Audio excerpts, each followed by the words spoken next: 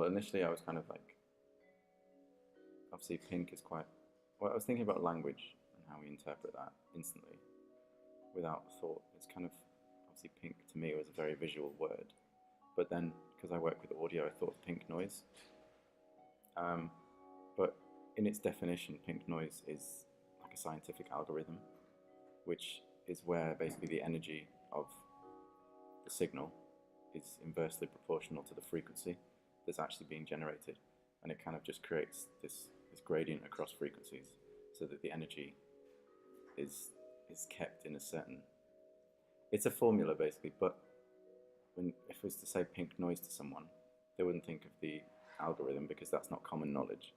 So I was just thinking about how language often portrays the common kind of knowledge or common understanding of certain terms within their context, and that changes wherever you are and whatever your situation is.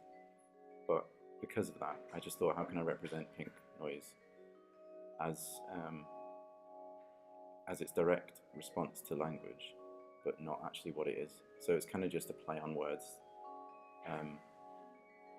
just to kind of represent how language can be confusing, and context and stuff is very important when, well, in all situations, context is key, really. So the piece itself is, if you want to know what the piece is.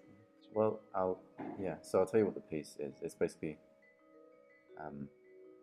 it's like the five main shades of pink put onto a workflow in a video, and they kind of blend in and out of each other just to represent the idea of just the pink colour scape.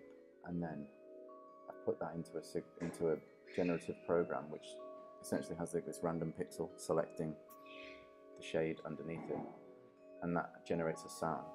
So essentially it's noise from something that's pink, hence pink noise. But pink to me initially represents the colour, because that would be the main context that I would think of it in. That's the initial response.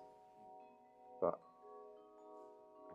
pink doesn't mean anything to me if I think about what it does. Do you know what I mean? It's just a word that represents something, and that's what was interesting. It's just like, same with anything really, it's just a word that's been made to define a certain something, but as soon as you strip that out of the generic understanding of it, it can be applied to whatever you want, really.